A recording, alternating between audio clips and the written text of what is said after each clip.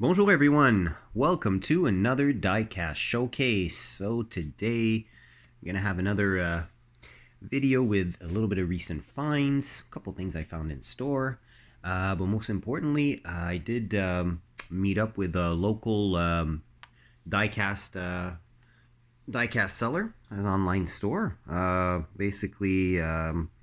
He runs Flippin' Diecast up here in Montreal, Canada, and yeah, he's got a really nice variety of different diecast brands, a lot of premium stuff, a few mainline things, and I had a big lot of stuff that I was wanting to thin out of the collection. So he kind of helped me out in that way, in the sense that he went ahead and took in part trade on some pieces I really wanted to add to my collection. Couple actually grail pieces that I'm adding to the collection. I'm really happy. So shout out to him. You can follow him on Instagram at Flippin' Diecast. Find his store online, flippindiecast.com. Definitely nice inventory of things, fair prices, and yeah. Without further ado, we'll check out what the score looks like for this episode. So I'm going to start off with the store finds. We're kind of progressively going to get into, more premium and premium stuff. We'll do a couple comparos as we normally do, just to get some context about the cars and everything like that. So first thing that I picked up, nothing special, but I hadn't yet stumbled upon it. The Matchbox recolor here, third recolor of this beautiful first gen Charger casting. So I love the dark green. Looks really good. Definitely very nice. And it does have that chrome base that lends itself to the front grille, which is super great for muscle cars. Both Matchbox and Hot Wheels do this, and I am 100% in agreement with using like this. I just love this rear light bar on the back.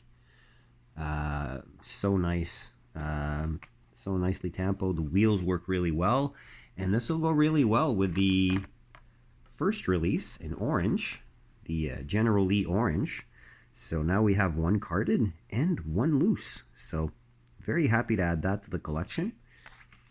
And well, my favorite muscle car brand. Well, I'm a Mopar guy for a lot of the muscle cars that were released in the mid 60s to mid 70s, let's say. So happy about that. Second find is one out of the most recent to us release of the Matchbox moving parts, the 73 BMW E9. It says CSL 3.0. I mean, is it a CSL? Kind of hard to tell. Could be a CSI, the more basic model. But I mean, at the end of the day, we'll just go with what the packaging says. And as I've mentioned before, none of my moving parts stay in package, so this one will be open right away. And yeah, I'm not honestly, I'm not against new packaging. For people that would keep these in package, it's actually pretty cool that they're very easy to stack. So get the infamous little styrofoamy thingy out of this. Pop out the two back wheels and release it from its little prison. It's definitely a very nice car. I like the fact that it's more a street version of the race car, basically, that or the race version that Hot Wheels makes of the same car. I'm trying to get the hood open, but yeah, it's not very yeah, well, it opens up a little bit, but I don't know, for whatever reason. I thought this was supposed to move forward and then tilt, unless I'm not lifting it high enough. Oh, there we go, I got it. All right, sorry about that. So lift up and then go ahead and open. This is a great engine detail. It's nicely done, not too pixelated even when looking at it closely. So they definitely did a good job. And again, I've said it before, you know, if it's the hood that opens on these moving parts, more often than not, I'll end up picking it up. I'll end up picking it up. So the only gripe I have, honestly, against this casting as a whole is really just the wheels that were chosen. But I mean, at the end of the day, the moving parts line is going to be using those mainline wheels. So, but it is fully tampoed, very well done, deco-wise, nice clear windows with the black interior. You know, overall, I really like this. And you know, versus the Hot Wheels version, which is the race version. Yeah, well, definitely you can see the difference, right? Now, mind you, these CSLs were available for sale to the public as a road car. When they were delivered, they were actually not delivered from factory or even from dealer with the big front air dam and that giant rear wing actually on the car. And these that wing is what gave this car nickname of the Batmobile.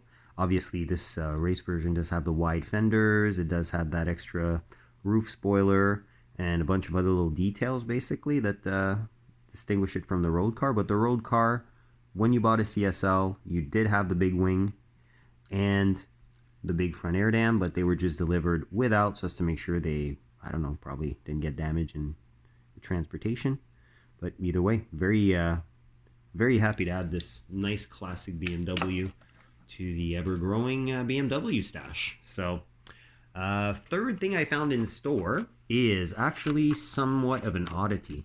I'm pretty sure you guys have all run into this, like obvious store returns with like older releases that are on the peg as new. You know, see this a lot Walmart. You guys in the US probably at Target as well. Well, funnily enough, a book / hobby / music store called Archambault that is established in Quebec actually does carry some diecasts. No main lines per se, but they are one of my go-to places to pick up Majorette.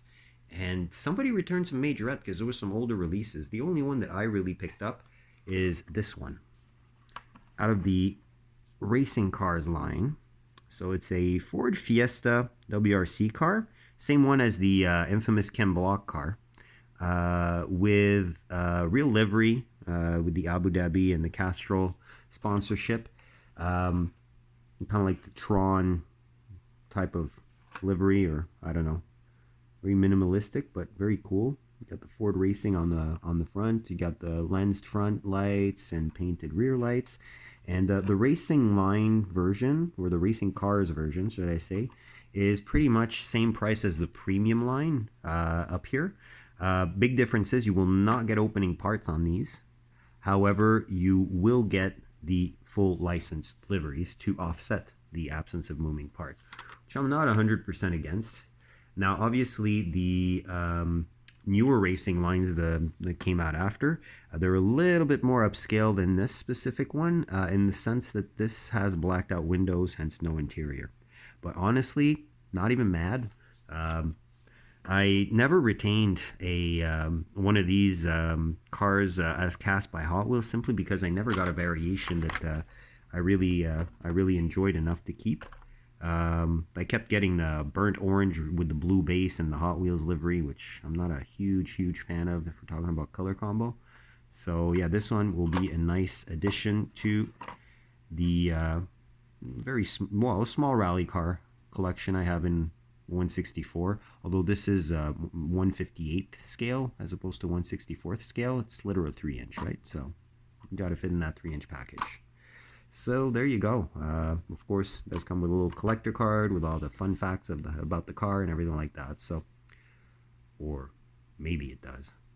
Either way, older release, and unfortunately there is no release date, I think, on this specific one. Got a lot of information in regards to the, oh yeah, actually, 2016 release. So this is a really older one, basically. Yeah, so kind of cool. You know, 2016 release on the pegs in 2024. So this is an 8-year-old release. Not bad.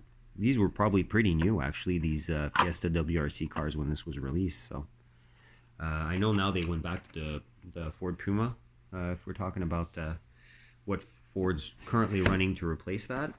And last of the store-bought items, I did stumble upon wave of Hot Wheels Premium 2-packs that we do get in our Walmarts here in Canada. So I managed to get my hands on the Subaru set. There was two of the Subaru sets seemingly out of this wave. The Bugatti set is actually the peg warmer, which I find kind of funny. And not a Nissan in sight, and that's obviously the one that I really, really wanted, especially for that B13 Sentra SCR cast. Silvia is also cool, basically, in the old school, kind of like light green and gray two-tone paint job. But I already have a Tomica version from Initial D, the Tomica Dream series, that has that color way, so I'm not too mad about that. And well, actually, I'm not mad at all about that, and you'll figure out why in a couple minutes. So basically, we have on the right the STI that is a repeat from Boulevard number 24 in the Subaru race livery, the World Rally Blue with gold and yellow, gold wheels, yellow accents. So actually, I had that number 24 on an individual card. That was one of the cars I traded actually for the rest of the haul that we're going to be checking out together. And I mean, this is my first Bug Eye from Hot Wheels, so I'm definitely happy. I'm very happy it's in a color other than blue, first and foremost, and secondly, the fact that it's a really clean version of it. Basically, it's a little bit modified with WRC kind of appenditures, but overall super clean, and very cool to not have a livery on it. I personally find it's very cool. And actually, funnily enough, this was released in Boulevard a second time in gray, the same casting for the Raptor I Subaru, and it was released in silver gray with gold wheels, so that would have looked amazing in this one. I actually found that one on the pegs, but I didn't bother to pick it up because I'm limiting my color variations. There you go. So basically, Subaru 2-pack, very happy about that. And now we will get into my little trade/purchases from Flippin' Diecast. So first thing I picked up, and this is a Grail piece for me. Also Hot Wheels Premium, but this set I never found on the pegs, or the shelves, should I say, and the ones that were being sold on secondary market were mostly very overpriced. So we are talking about this set right here. And now you'll understand why I ain't even mad that I didn't find a Nissan set. There we go. We have it. The B13 Sentra SCR Coupe. I am really, really happy to add. This is the reason why I wanted this set. Same reason as I wanted that 2-pack. And I personally do prefer the blue on the blue than the gray of the release in the 2-pack. This blue is great. I love the fact that we're talking about primary colors, and this is basically, as opposed to the current Team Transport and upcoming Team Transport releases, the cars are the star of the show as opposed to the hauler. So the hauler is really cool. The Fleet Street is a nice looking one, and I do believe this may be the only Fleet Street that I actually have. But I mean, it looks good. The Sentra, well, just went over that. It's a great looking little car. Actually, the 91 like this did come with the SR20DE, so the non-turbo version of the infamous SR20, 4-cylinder, dual overhead cam, 16 valve Nissan engine, powered for S13s and all kinds of other cars, S13, 14, 15s, all kinds of cars basically that that Nissan put out, and this had the NA version of it.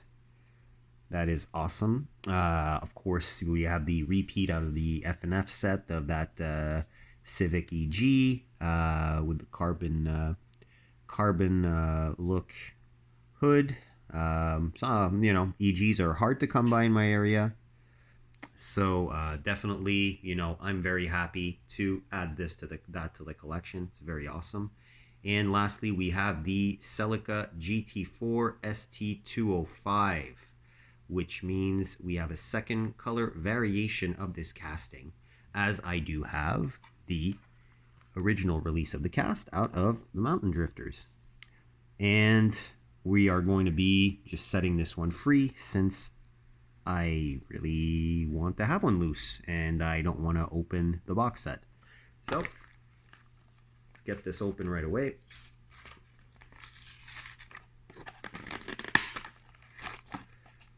And there we go. All right. Awesome, awesome, awesome. There we go. So closer look at the Celica GT4.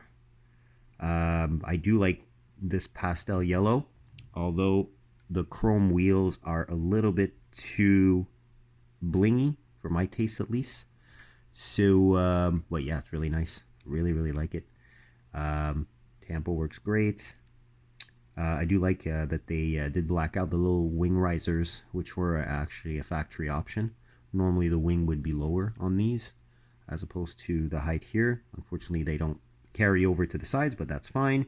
And of course, you got the infamous vented hood and the larger front grille, which indicates that this is the 3S GTE powered all-wheel drive GT4 turbo 4-cylinder. So again, another little 4-cylinder beast here. So I always found it weird that this was included in Mountain Drifters. Same for the 3000 GT, because it's not rear-wheel drive. So I mean, you can convert it to rear-wheel drive, but kind of defies the whole point of this car being a WRC homologation car. So either way, very happy about that. And we will conclude, actually let's put it here, we will conclude this little showcase with the actual purchases that I did make in regards to just adding a little bit to the premium collection. So first, I'm going to show as a pair, because I mean they just pair well together and they are an actual pair, would be the Schuco and Tarmac collab Porsches. My two favorite Porsches, the 964 RSR 3.8 and the 993 GT2 in GT2 Evo spec. So really the most hardcore cars, versions of these cars that were still street legal and purely made for homologation purposes, with absolutely no practicality in mind. Both white, both with gold BBS LM wheels. You know, these are just beautiful pieces. Beautiful, beautiful pieces. And I've been eyeing these ever since they were announced and on pre-order. So now I have them. My two favorite Porsches, in the very specific exact trims of my favorite Porsches in my favorite color combination. Gold wheels, white body, no deco. Awesome. Definitely very happy about that. So I'm going to place these two here, and we're going to be checking out afterwards, you know, going back to some JDM cars. This is one that I had been eyeing for a while. A little release from Auto World actually prompted me to maybe shift towards getting an Auto World version of this car, but I took too long to think about it, and they ended up selling out in all the colors from my regular online vendors. Hence, we went a little bit more upscale with the Tarmac Works Mitsubishi Starion. So this Starion specifically is an earlier version. So it is not a wide body car with the box fenders. Yeah, it is the turbo version though. So I have seen one of these in real life, not slammed like this, but on a trip to Spain. I actually saw one of these in the wild in pretty much mint condition, in gray with the same red interior that we see in this one. So that was kind of one of the coolest car spottings in my life, at least to me. And yeah, we have now this very nice slammed version with these little work looking wheels. Really, really nice. Pop-up light car, of course. This is like a, 20% augmented AE86 basically to me. Great details. We're not going to open these right now, but we'll eventually open them up and check them out in more detail. Just not today. We'll try and keep this short and sweet. So, Mitsubishi Starion. Very, very cool. One of my favorite 80s Japanese cars. So, we've got that. And we will finish off with this is not just a grail piece, this is a holy grail piece, to me at least, of a car that I really, really like. And it's a version of that car that is my ultimate all-time favorite version in my all-time favorite racing series. And we are talking about this presentation livery, Nissan Primera. So this is this was also sold as an Infiniti G20 first generation in North America. This is the P10, and we did get the following version, the P11, also as the G20 in the 90s up to the early 2000s. So again, SR20 DE powered car as stock. They had the SR20 VE later on, the higher compression version that boosted the horsepower rating by about 25% to 30%. And my gosh, is this a nice one, eh? This is a nice one. This is the livery as it was presented at the, I believe this would have been Tokyo International Auto Show.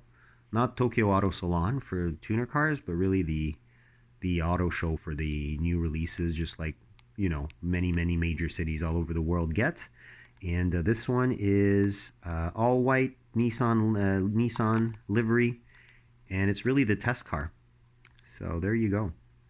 This is my, I believe only my second Inno 64, but definitely happy to get the Inno 64 JTCC test car of the Primera. And I mean, this one's getting hard to find. It's sold out in a lot of places, but you can, I was lucky enough to find it and to get a decent price on it. Well, actually, all these were fairly decent. It's not the lowest prices that I've seen, but I mean, it's local, didn't have to pay shipping, got to shoot the shite about cars for, a little while, and, overall good guy. Owner of this business. So support your local businesses, especially if you pick up awesome die cast in the process, right?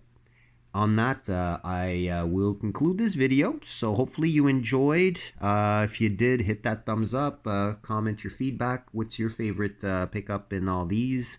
And of course, subscribe if you want to be notified of future uploads on my behalf. On that, I will wish you a great weekend, great week. Happy hunting. All the best of luck on those pegs. And till next time, stay safe. Bye-bye.